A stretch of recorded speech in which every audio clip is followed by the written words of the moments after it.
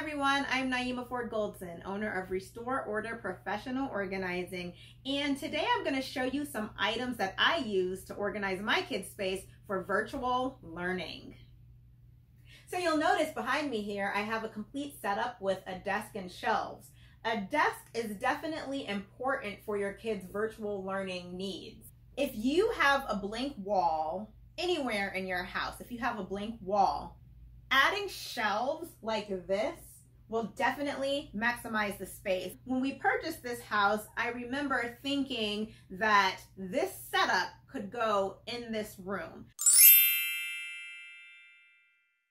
So I designed this space a few years back. Never did I think my kids would actually use it for school. My thought was that they would use it to do arts and crafts or possibly do their homework. But now that the times have changed and we're actually starting virtual learning or distance learning or homeschool, whatever you decide to do, this space definitely comes in handy, especially with having a desk for both boys.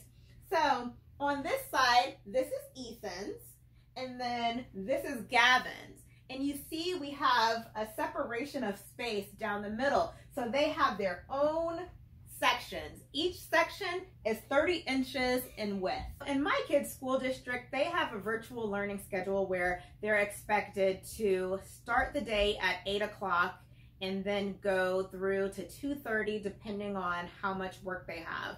That's a long time for them to stay in this area. It's important to make sure that you have a comfortable desk for your kids to sit at.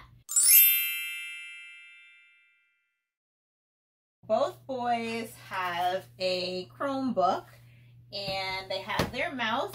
Now, Ethan will be fine. I'm not exactly sure how Gavin will do. He does have an IEP, so we'll see how it goes for him. But we got computers for both boys.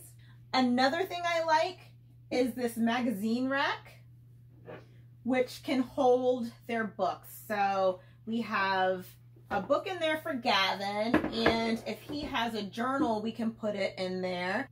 I have one for Ethan's side as well, and this houses all of the folders that he needs and all of the notebooks that he will be using throughout the first semester. Some of their toys live in this cube storage, but it's important to make sure that you don't have toys just out in the open, because when they are trying to learn, you don't want them to get distracted and start playing. Previously, this space had toys pretty much everywhere, and I had some toys on display. I had some bins that were a little bit lower so they could see what toys were in there. Well, since I decided to convert this space to their virtual learning space, I wanted to make sure there were no toys out in the open in this specific area. What I did was I used cube storage bins to make sure that their toys are just not within their line of view when they're trying to sit down at the computer to learn. You can see everything has a label on them. I have the bin clip, which is my favorite type of label, and I printed out labels on cardstock and cut them and then slid them right into the bin clip. So the label slides in and out. Then we also have shelves to house everything else. So what I had to do was remove the toys or hide the toys in plain sight, which is what I decided to do. So I got baskets to put at the very top of the closet. So I have different items up there, things for science, things for building, arts and crafts, stuffed animals, and games. On this shelf here, we do have toys, but the toys are high enough to where it won't be in their line of sight when they're sitting down at their desk working. And they are all labeled, so I know what they are and the kids know what they are. On this shelf, again, I do have some toys. Ethan loves animals, so does Gavin. So these are some animals that Ethan likes to play with. And his robot Cosmo, which is a STEM toy. Drawers here. Now, these drawers don't house what you think. They don't house school supplies. Do you want to know what's in them? Oh, nothing but little bugs. My son Ethan loves science. He loves bugs. He loves animals. He loves plants. He's just a science kid. Down over here, I have all of their school supplies that they need. And you can see, you can lift this up easily. And we have, you can see it says school labeled right there. We have erasers, crayons, dry erase markers, Sharpies, pencil sharpeners and erasers, and then a dry erase board eraser right there. Gavin will be needing Play-Doh for his class. And then over here I have glue and I have paints. Some other storage, pencils, colored pencils,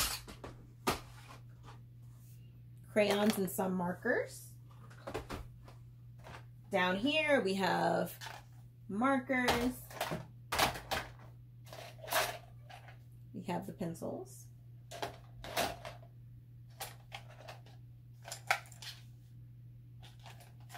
Bookmarks, rulers, markers, scissors. The good thing is that if my kids are sitting down at the desk, it's easy for them to reach and grab whatever it is that they need. I also have storage for paper right here. So we have construction paper, we have loose leaf paper, printer paper, and then we have a couple notebooks right in there. I thought it was very important to make sure I had a place for books. Now, this isn't for their entire book collection. This is just for books that they are reading at the moment. So they can easily come and take out a book that they'd like to read, such as Tidy Tessa, written by me, and then they can just put it right back when they are done. Now, it's important that you know, this is not a book display that you want to overload with a lot of stuff because it will break. This is specifically for books to display or books you want them to have easy access to. So on this shelf, I have some of Ethan's books. Ethan loves reading graphic novels, and he also loves the Diary of a Wimpy Kid book. I also wanted to have some fun items to display. So we have this banner up here, today a reader, tomorrow a leader, because we are raising leaders in the Goldson home. And I have this globe. This globe is so cool. I'll wait until I turn off the lights and show you. Ready?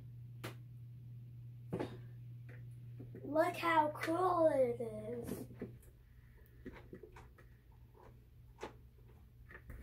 And just some other fun learning things that can be displayed.